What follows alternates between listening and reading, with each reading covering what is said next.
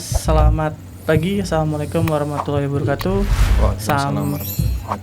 Selamat bertemu lagi teman-teman Wonder People. Hari ini kita akan ngobrol seperti biasa, diskusi terkait dengan satu program kolaborasi antara Wonder Home Library bersama dengan Padepokan Asa. Nah, untuk tema kali ini agak sedikit seru sebenarnya. Kita akan membahas bagaimana sebuah yayasan yang nanti akan bisa kita cermati dan kalau bisa kita lakukan kolaborasi di sana, sangat-sangat diterima. Dan hari ini kita ngomongin masih sama terkait dengan beberapa program yang lalu terkait dengan anak hari. Kita mulai aja. Halo Mas Watsik. Watsik bukan sih namanya? Ya betul. Panggilannya betul. siapa? Nama lengkapnya siapa toh? Nama lengkap aku Watsik Yasar. Watsik Susah Yasar. Ya, Mas, ya? Angel. Artinya apa Mas Jane? Artinya apa? Ini kata bapakku ya Mas ya. Watsik ini sama dengan Al-Amin. Al-Amin. Amin. Berarti ya. dipercaya. Mudah untuk dipercaya. Dipercaya. Selanjutnya itu Yasar dari kata Yusro.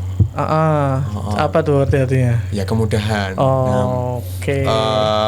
Ya gampangan nih. Gampangnya itu lebih mudah untuk diberikan kepercayaan. Amanah berarti. Berarti bebannya apa nih? Tapi cuma 2 kata toh? 2 kata. Padahal berarti nanti kamu kalau kemana-mana agak susah gitu. Apalagi kalau bikin paspor ke Amerika, namanya Islam banget nih. Enggak ya? Belum sih Mas, sejauh ini belum urus ya. Belum sampai sana. Sampai sana. Ya. Watsik. Panggilnya siapa? Watsik atau Yasar? Watsik atau tanpa T enggak apa-apa. Wasik. Wasik dong. Ya, Oke, Wasik nih temanku juga, beberapa kali kita sempat ketemu dan beliau ini, Mas Wasik ini sekarang lagi aktif di salah satu yayasan yang mungkin Wonder People udah banyak yang tahu ya, karena yayasan ini udah cukup lama berdirinya dan jadi salah satu pionir bagaimana tata kelola satu yayasan sosial yang baik. Oke, Mas Wasik. Sorry kalau background Mas Wasik sendiri tuh sebenarnya dari mana sih kuliahnya? Asalnya dulu dari mana? Asal daerah ini ya.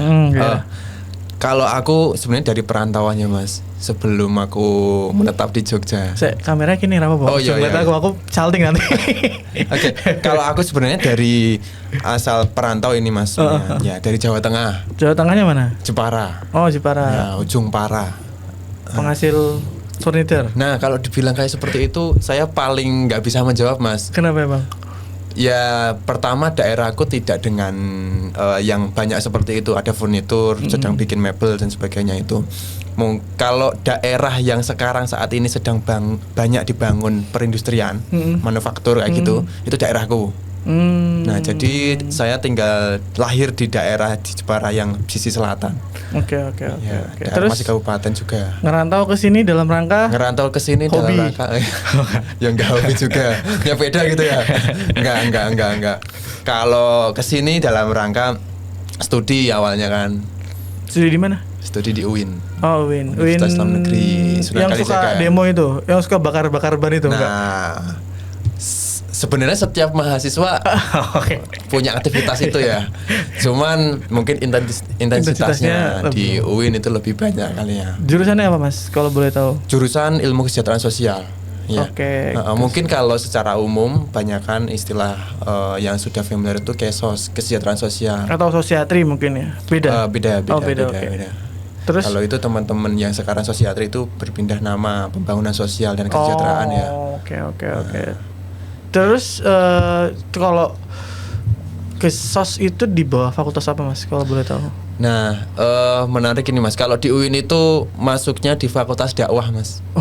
Ya, dakwah karena sosial di agama Islam. Ya ini pembacaan kami waktu mahasiswa dan teman-teman saya dengan teman-teman ya.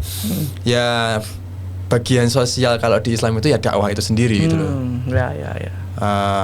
Kenapa tidak masuk di kita ada fakultas sosial dan humaniora Visum. Nah pada situ ya alasan dari dosen seperti itu. Dakwah itu sudah sosial itu sendiri ya gitu. Atau sebaliknya gitu. Berarti ada satu istilah kalau sebenarnya masjid itu tempat buat bersosial paling baik ya harusnya. Iya. Oke, berarti pusat sosial sebenarnya harusnya di masjid ya. dan peribadahan. Dan beribadah, bukan yang dikunci gitu-gitu ya. Oke, ini dikunci di mana? Ini salah satu nama itu kayaknya. ada lah beberapa masjid yang kalau udah ada habis masa ibadahnya, sholatnya habis tuh dikunci, nggak boleh akses segala macam. Oh iya. Gitu, mungkin Ya, itu takut lain hal, Mas. hilang mic-nya atau gimana nggak tahu. Oke, Mas Wasik. Ke SOS di Fakultas Dakwah, terus merantau dari sini. Kalau sekarang tinggalnya di? Kalau sekarang tinggal di Banguntapan Potorono. Oh, Pas Potorono. embung Mas. Jadi kalau Mas Uta Di bebek-bebekannya dan itu? teman-teman- Iya betul. Sekarang kano Mas. Ada kanonya. Oke. Jadi kalau mau coba experience naik kano bisa tuh datang ke embung. Potorono itu ya. Ya. Sebenarnya udah jadi salah satu, udah ada BUMDes juga kan di sana ya, kalau nggak salah. Atau desa wisata? Sejauh ini saya belum mengetahui secara lebih rincinya seperti apa. Tapi memang di sana menurut saya warga sekitar di sana memang sangat diberdayakan sekali ya. Contoh saja anak-anak muda di sana yang notabene mungkin usia-usia muda-mudi lah, muda-mudi yang aktif di Karang Taruna. Cukup banyak mengisi di ruang-ruang itu. Kan tidak hanya embungnya saja Mas. Di sana itu ada umbulnya baru itu kolam renang buat anak-anak. Sama di sisi selatan itu ada dino. Oke. Oke, jangan terlalu jauh Mas. Nanti kita sesinya Potorono. Wisata Potorono. Oke, balik ke tema awal ya. Kan kalau tadi Mas Wasik udah jelasin, Mas Wasik adalah salah satu orang yang sengaja mungkin nggak tahu, mungkin sengaja atau terjebak, itu terserah nanti pilihan katanya, yang untuk di kesejahteraan sosial. Berarti kan main frame-nya udah jelas nih, mau ngapa-ngapain aja. Nah kalau sekarang tuh Mas Wasik tuh kerjanya di mana ya? Ya, kalau kerja sekarang aktif di Yayasan Sayap Ibu. Oke. Ya. Saya per 1 tahun kemarin lah Mas, di awal Juli 2023. Oke, berarti udah setahun ya? Udah setahun. Udah sedikit kelotok lah bagaimana tata kelola di Yayasan Sayap Ibu. Insya Allah karena banyak menerima tamu ya Mas ya, kan harus menjelaskan juga. Jadi ya ibaratnya kita kalau jadi, mohon maaf ini istilahnya satpam di BCA itu kan harus paham program. Ya benar. Harus ngerti. Ya harus ngerti kayak gitu. Nah sama kewajiban kita juga harus memahami. Berarti di bagian apa Mas? Saya di bagian pengangkatan anak. Oh, pengangkatan anak. Ya. Oke. Terus kalau boleh tahu nih, mungkin ada Wonder People yang masih belum paham ke Sayap Ibu tuh apa, Yayasan Sayap Ibu tuh, bisa jelasin sedikit nggak Mas? Bisa Mas, bisa. Gimana? Kalau di Yayasan Sayap Ibu ini bedanya seperti apa yayasan dengan yang lain kayak gitu. Jadi Yayasan Sayap Ibu ini lembaga kesejahteraan sosial anak dan disabilitas. Nah kita itu ada 3 unit panti dan beberapa unit yang lain. Mungkin yang banyak familiar dikenal sama masyarakat kita hari ini itu di 3 panti itu.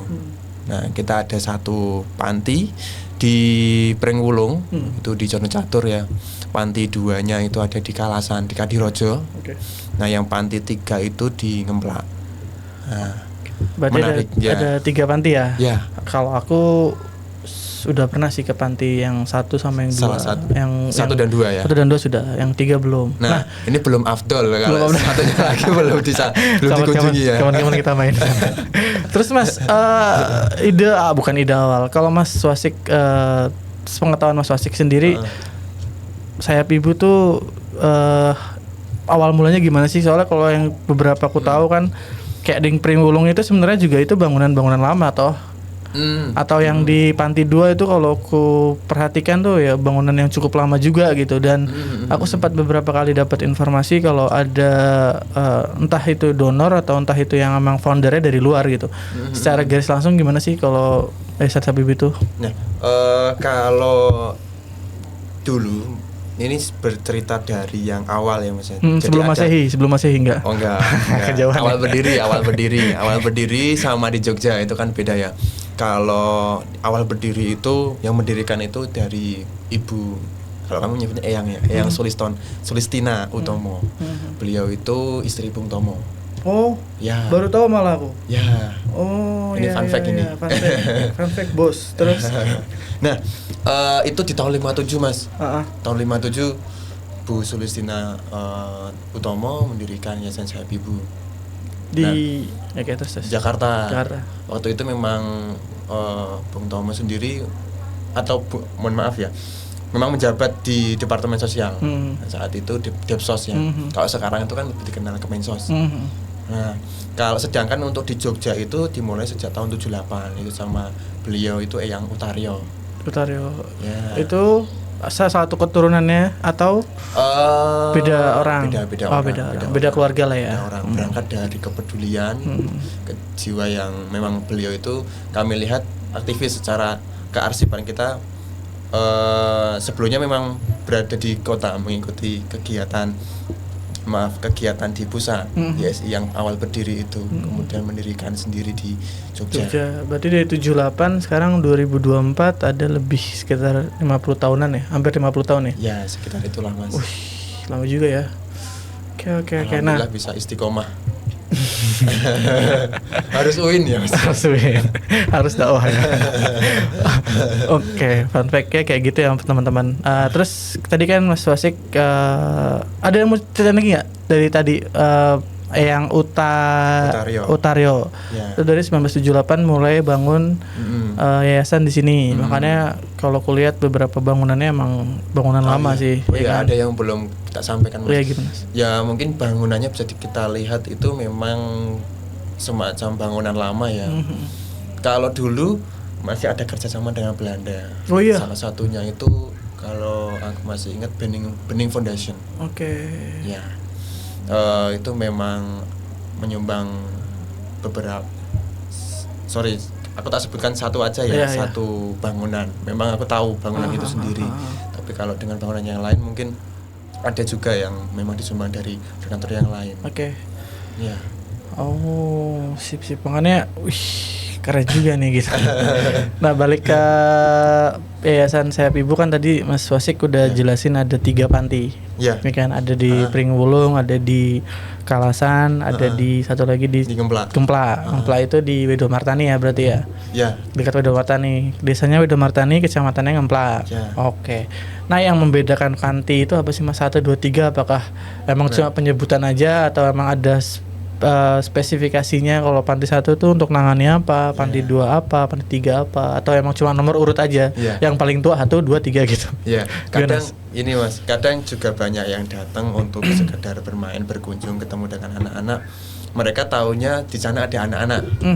Nah, ini kesempatan kita untuk menjelaskan sekaligus mengenalkan bahwasanya kita ada beberapa unit. Nah, untuk biasanya yang dikunjungi kita langsung spesifik kita sampaikan ada 3 unit panti.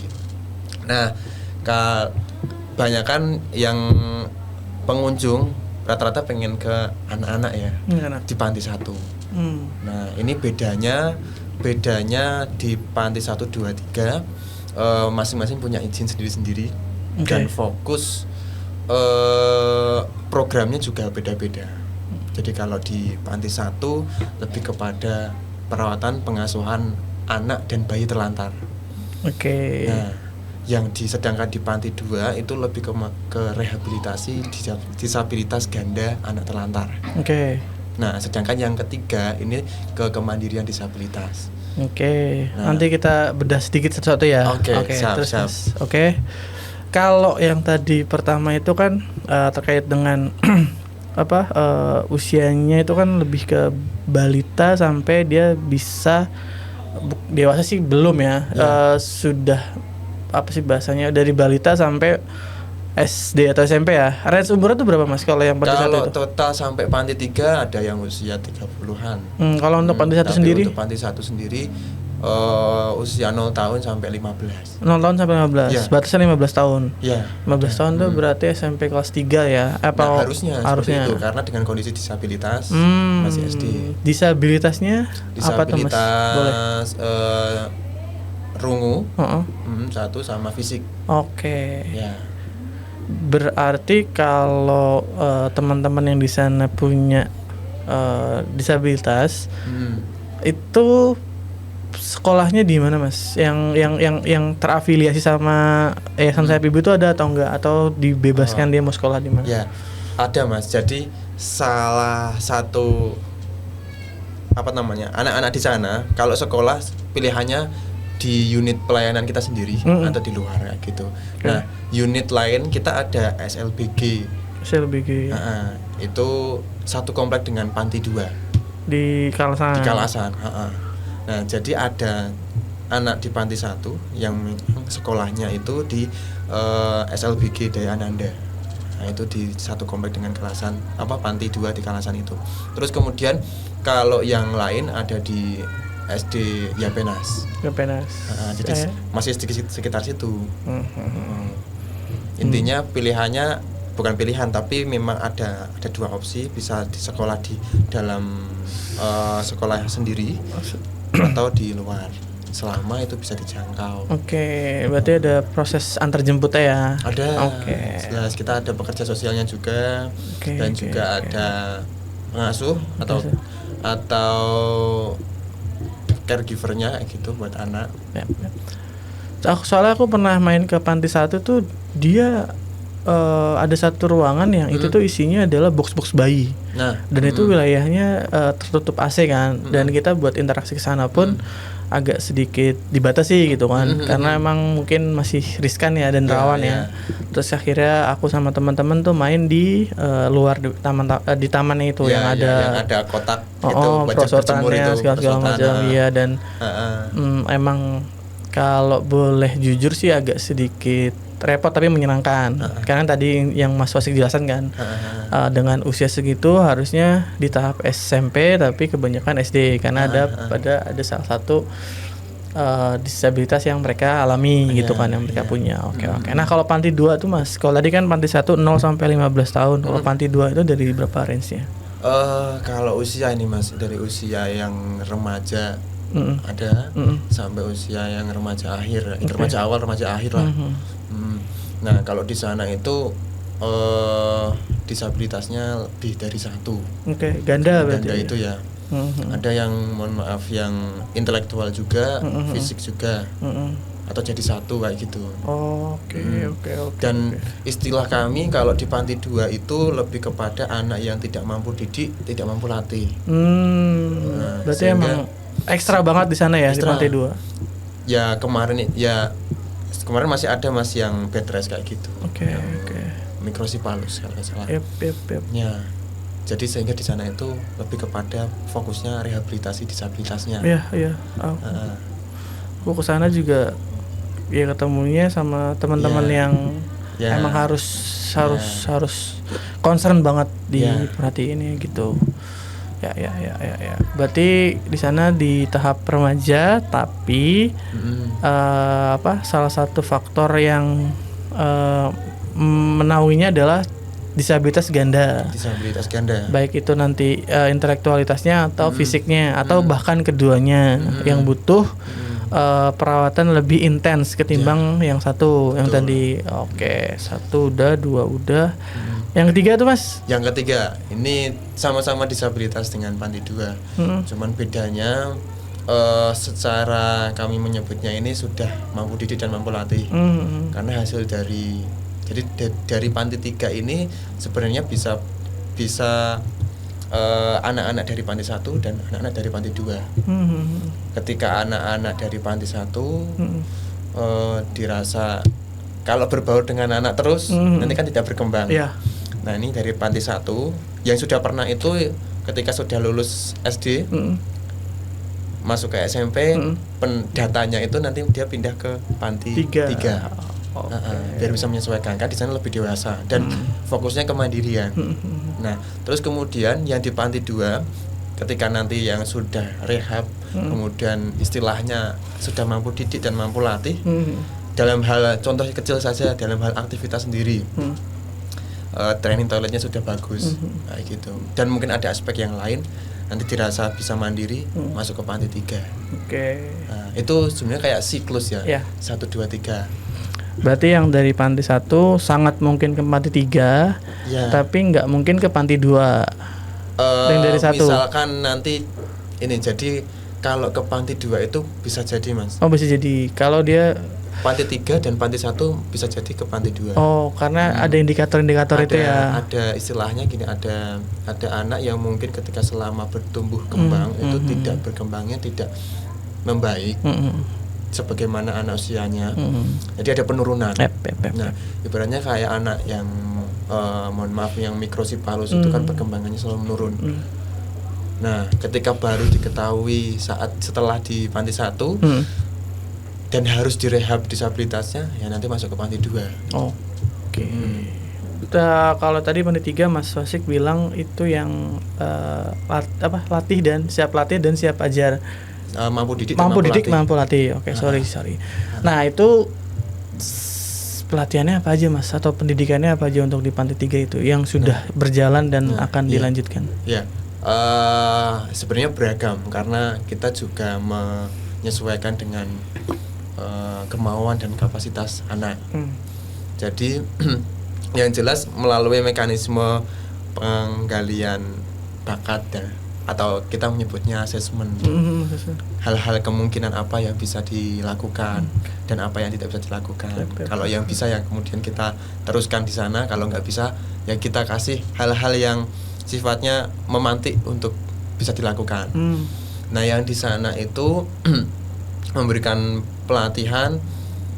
Kalau ada yang bisa diakses dari luar, dibantu akseskan. Kalau bisa dari dalam panti sendiri, nanti bisa diusahakan dari teman-teman pekerja sosial di sana.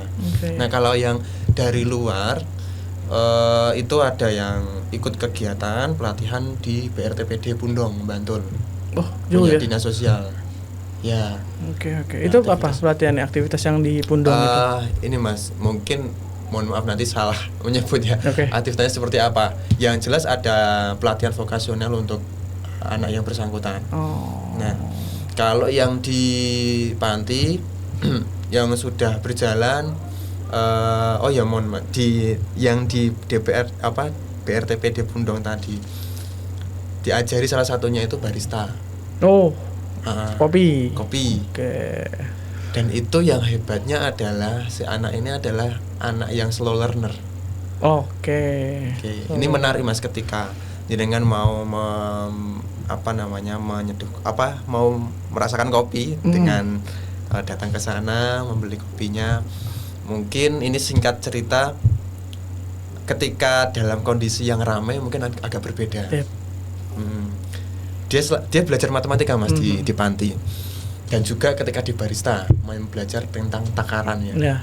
Nah, barangkali ketika nanti bersamaan dengan customer yang banyak, ini perlu dipahami bersama bahwa mungkin tidak akan bisa menyelesaikan pekerjaannya seperti sebagaimana barista pada umumnya.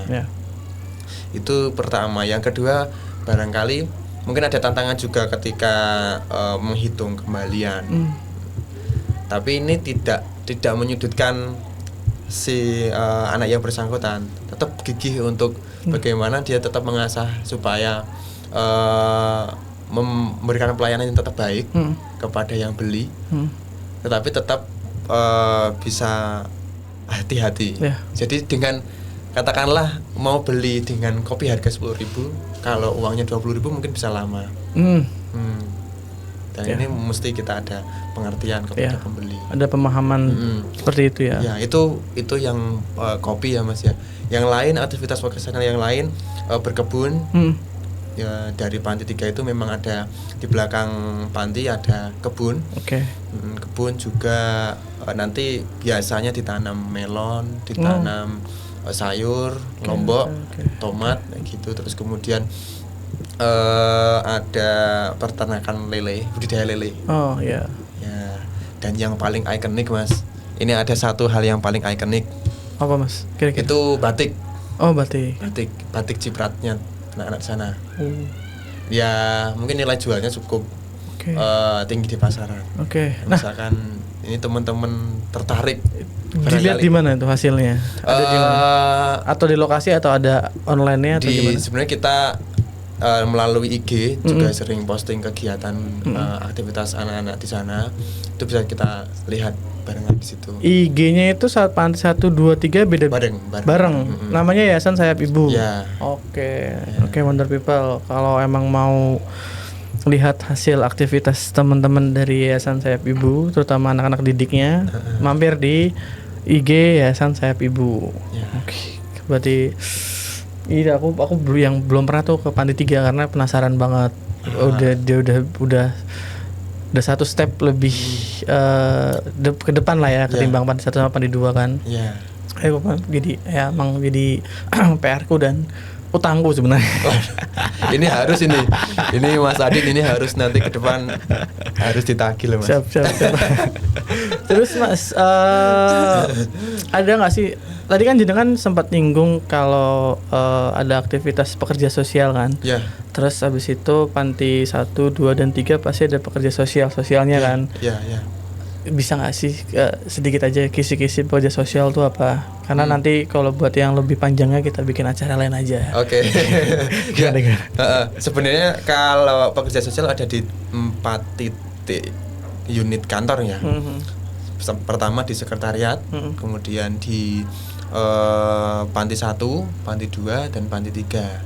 Nah kebetulan di sekretariat itu ada aku sama satu lagi, saya sama Mas Lutfi di sana yang menjadi pekerja sosial adopsi atau pekerja sosial pengangkatan anak. Nah yang kedua itu di Panti 1. Di Panti 1 ada teman-teman pekerja sosial, 3 pekerja sosial. Ini juga aktivitasnya dengan anak-anak, mengatur jadwal anak, terus kemudian memberikan kebutuhan anak setiap hari bersamaan dengan kakaknya yang pengasuh, terus kemudian yang sifatnya yang lain case management kayak gitu. Terus yang di Panti 2 juga ada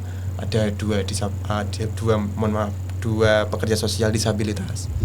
Ya, satu untuk yang di Bangsal Putra, satu lagi di Bangsal yang Putri. Nah, terus kemudian yang Panti 3 itu ada satu pekerja sosial. Sebenarnya secara keprofesian ada 3 orangnya. Cuman kan jabatannya satu beliau itu sebagai kepala panti, satu lagi di administrasi. Nah, gitu. Berarti pekerja sosial salah satu pekerjaan ya? Ya, profesi toh. Dan ini sudah ada di berbagai lembaga. Intinya lembaga-lembaga kesejahteraan sosial atau panti, entah itu anak atau panti werda. Kita nggak boleh ngomong lansia ya, panti lansia atau panti jompo ya. Panti werda. Dan panti disabilitas atau panti-panti yang lain itu sekarang sudah mulai menyadari bahwa ada tuntutan untuk memenuhi SDM dari pekerja sosial, karena itu nanti menunjang akreditasi. Ya, dan ini bagi yang belum ada, kita harapkan sekali pekerja sosial itu harus ada di kalian. Apalagi nanti PWL juga bisa. PWL tuh pekerja instansi penerima wajib lapor bagi rehab-rehab nafsa. Ini sekedar intermezzo ya Mas. Iya, kita bikin acara lagi yang lebih nanti spesifik lagi. Kalau kita bahas pekerja sosial kita di lain waktu yang space waktunya lebih panjang ya. Aku tadi menarik ini out of the box ya. Out of the context ya. Out of the context ya. Out of konteks. Kenapa nggak boleh ngomong lansia? Kenapa harus panti werda? Itu ada spesifikasi khusus nggak?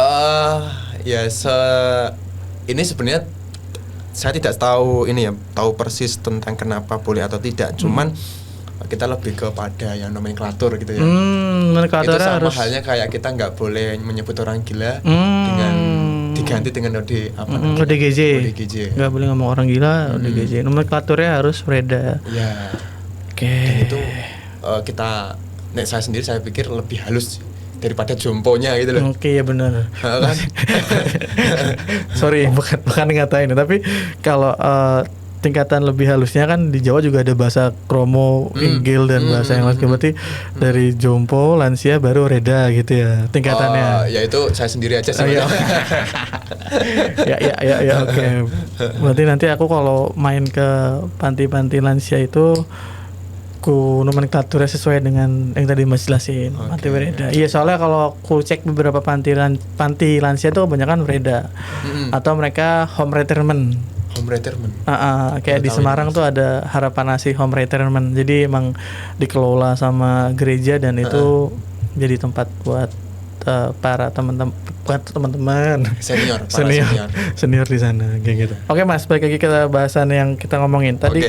Menarik banget tadi yang aku spesifik langsung ke jenengan aja ya. Tadi jenengan bilang kalau di pekerja sosial ada yang di sekretariat.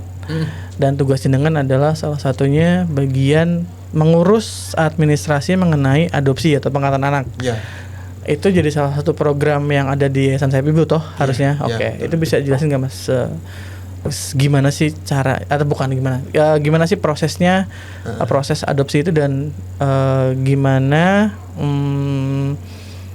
apa ya? Ya tadi gimana sih syaratnya dan gimana prosesnya gitu Mas? Atau program itu gitu apa? Ya? Ketentuan itu apa? Oke. Betul Mas. Jadi memang kita sedang mengurus proses untuk perizinan lembaga pengasuhan anak ya. Sehingga kita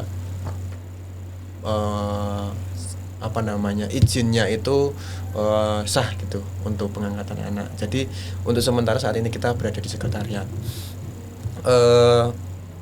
Untuk ini info bagi yang umum ya, karena media-media itu pers yang lain kadang mereka menulis judul sebagai hook kayak di Reels IG gitu ya. Jadi judulnya itu mengurus adopsi itu sulit. Atau di awal-awal judul itu sudah membuat stigmanya jelek ya. Bukan jelek tapi ribet. Seakan-akan ribet.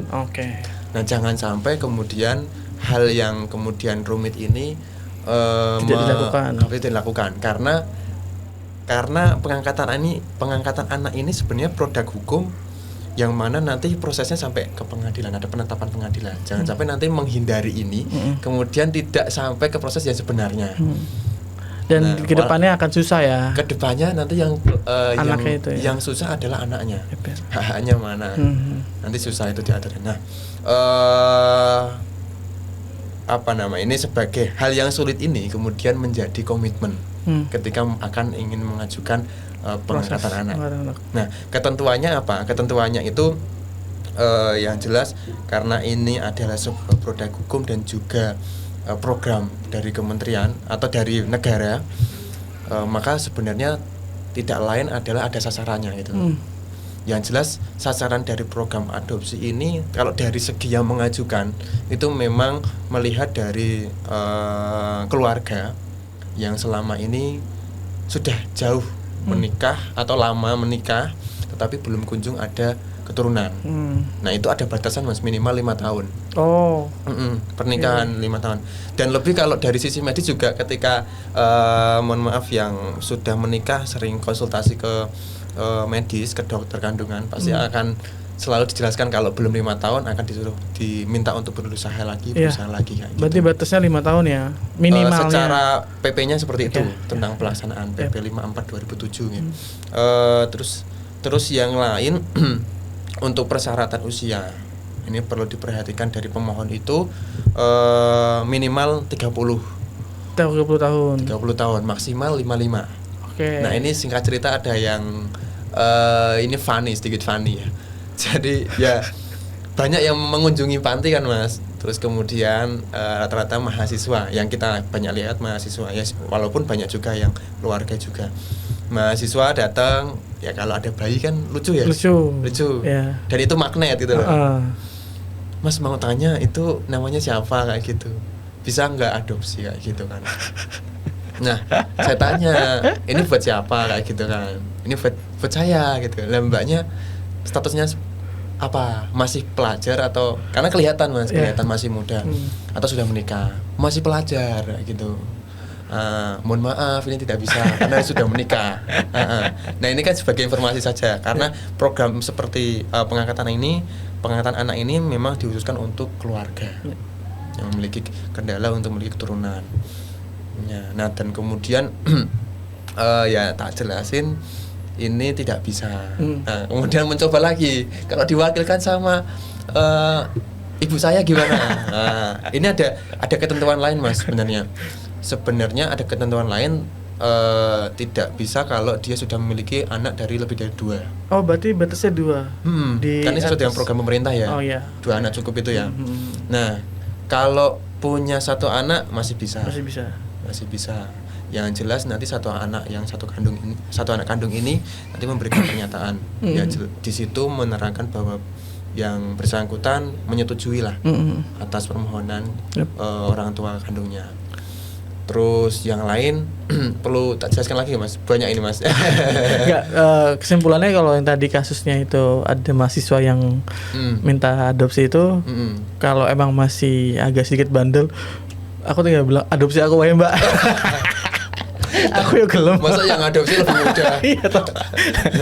Lagian bandel banget kok, dijelasin secara gamblang tapi masih tapi maksa. Kan yang jelas kita mengutamakan pelayanan Mas. Kalau kita jauh seperti ini. Oh iya. Langsung viral lu. Masuk klip TikTok langsung. Ya kalau kita kalahnya diviralkan ya. Tapi kalau yang jelas proses adopsi kan juga sampai diurusi juga sama dinas sosial ya. Kita hanya mitra sebenarnya.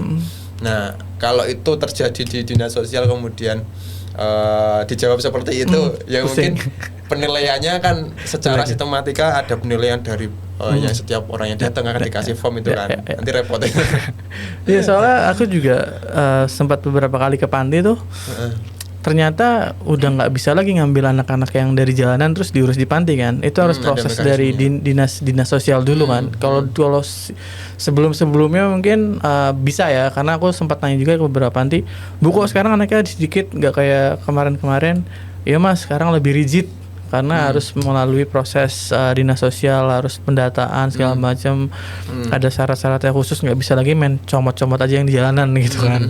Oh jadi termasuk adopsi itu juga ada aturannya ya. Terus Mas, kenapa maksimal 55 tahun? Kenapa minimal 5 tahun? Enggak, kenapa maksimal orang yang mau mengadopsi itu di usia 55 tahun? Enggak bisa lebih. Ya. Kalau pertimbangannya apa? Secara pertimbangan ini referensi hukumnya, saya memang jujur belum menemukannya Mas. Tapi ini kita lihat dari perkembangan usia beliau, senior kita yang sudah usia di atas 55 itu kan ada penurunan daya dan kapasitas secara fisik ya. Produktivitas juga ya. Produktivitas. Sekaligus mungkin juga dilihat ketika nanti mengasuh anak, jaraknya terlalu jauh, nggak nyaman. Ya, tidak ketemu. Generasi jauh. Ini tidak ketemu. Mungkin alasan-alasan itu yang bisa sering kami sampaikan ketika kita menerima konsultasi. Terus Mas yang mengganjal nih kan, ada nggak sih syarat sang pengadopsi, orang yang mau adopsi itu ada nggak sih syarat dia harus berpenghasilan berapa untuk mencukupi berapa orang segala macam? Ada nggak syarat itu? Sebenarnya tidak menanyakan spesifik syarat harus berpenghasilan berapa sehingga kamu sehingga orang adopsi itu harus kaya gitu. Nah, kita kalau seperti itu tidak ada, cuman kita ada mekanisme di mana memang ketika permohonan itu menyebutkan penghasilan yang mana itu menjadi titik asesmen kita. Dengan melihat, jadi ini Mas, kesejahteraan dari seseorang itu bisa dilihat dari tidak hanya salah satunya itu tidak hanya niat, tidak hanya niat, tapi juga tanggung jawabnya ya, materi dan imaterinya ya. Nah, memang di materi ini kita tidak selalu melihat penghasilannya harus gede atau tidak. Tetapi yang saat ini kemudian menjadi katakanlah pendapatan atau kekayaan yang lain, itu kemudian kita lihat layak untuk mengasuh anak sampai usia anak dewasa. Nah, sebenarnya tidak ada pandangan yang adopsi itu harus orang kaya dan sebagainya. Cuman ini ada preventif ya. Ada penilaian supaya ini ketika saya sendiri untuk membuat laporan sosial, ini itu kalau dihitung-hitung untuk mengasuh anak sampai usia minimal perkuliahan ya 17-18 sampai kalau kuliah kan selesai tahun 23 lah, 23 lah. Itu cukup enggak? Saya 24 soalnya selesai kuliah. Atau nanti kalau ada kemungkinan sekolah besok itu kan banyak yang terapan ya. Enggak sekolah dokter itu harus profesi. Mungkin harus dihitung juga sampai usia 25. Sekolah sudah selesai profesi. Itu cukup enggak gitu? Ya, salah satu tindakan preventif kayak gitu ya. Ya, itu sebagai bentuk ketika kita nanti maju di tim pertimbangan izin pengangkatan anak sampai ke pengadilan, itu kita pekerja sosialnya juga bisa mempertanggungjawabkan. Ya, benar-benar. Seperti itu. Menarik banget sebenarnya. Cuma keterbatasan waktu dan rumit. Ya, adopsi rumit, tapi itu menjadi komitmen. Oke, ya karena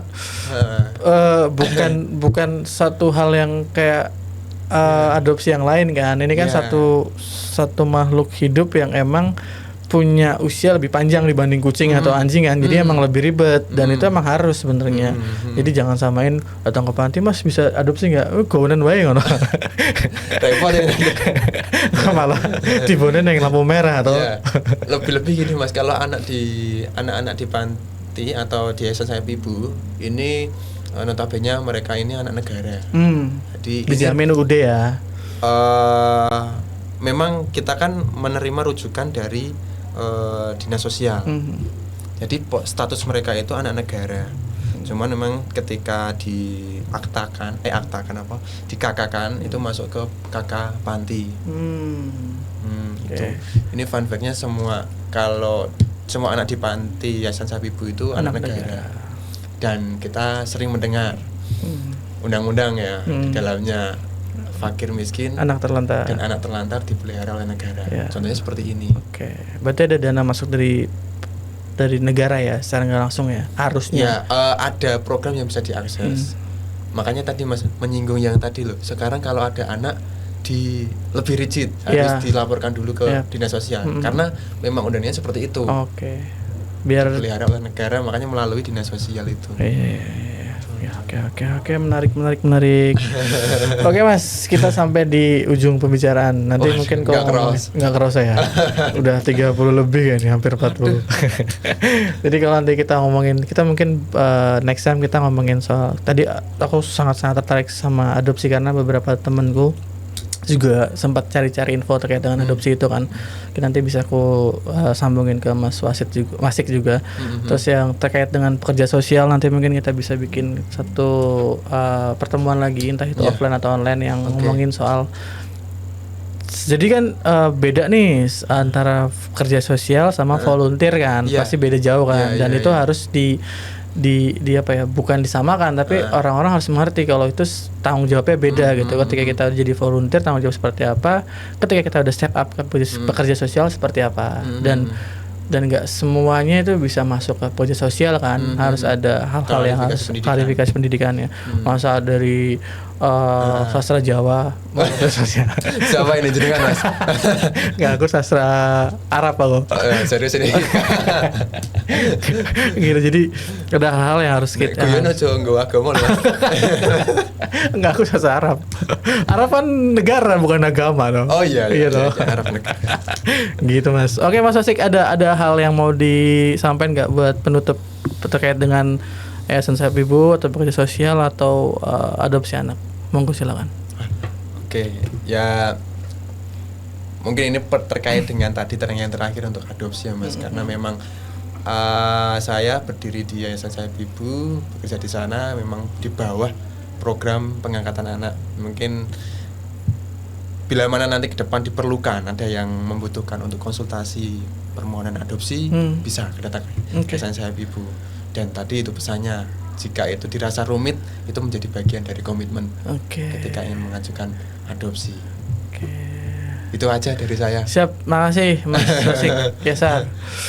Oke, Wonder People, Padepokan Asa, kawan-kawan Padepokan Asa, nggak kerasa udah hampir 40 menit lebih kayaknya. Kita ngomongin soal bagaimana Yayasan Sayap Ibu itu sebagai salah satu yayasan yang sudah lama berkembang di Yogyakarta, dan fun fact-nya adalah salah satu pendiri di awalnya adalah istri Bung Tomo, Bu Sulistina Utomo itu. Dan bagaimana sistem tata kelola yayasan terutama buat anak-anak panti itu sekarang rigid banget dan harus sesuai dengan ketentuan dari dinas sosial, dan itu emang perannya di situ kan, pemerintah buat membuat satu kebijakan kebijakan dan aturan untuk menjaga anak-anak negara ini, anak-anak yang mungkin tidak memiliki kesempatan yang baik seperti teman-teman pada umumnya dan gitu. Dan gitu aja penutupnya, dan semoga apa yang kita bicarakan Mas Wasik, terima kasih sekali lagi, itu bisa jadi salah salah satu feedback yang baik buat teman-teman. Dan kalau mau donasi atau kalau mau main, nggak mesti donasi kan, main pun nggak apa-apa kan. Main boleh. Tadi udah dijelasin di Panti 1 mungkin buat mahasiswa yang pengen lihat yang lucu-lucu. Panti 2 mungkin, Panti 3 segala macam mungkin bisa main di sana. Tadi dijelasin Panti 1 di mana, Panti 2 di mana, dan Panti 3 di mana. Gitu aja Mas Wasik. Terima kasih. Saya tutup acara hari ini ngobrol-ngobrol bareng Mas Wasik Ashar. Orang yang diamanahi untuk memberikan suatu kepercayaan. Susah. Oke, Wonder People, sahabat Paduka Kanasa, dan sampai ketemu lagi di lain kesempatan. Dadah. Assalamualaikum warahmatullahi wabarakatuh. Waalaikumsalam warahmatullahi wabarakatuh.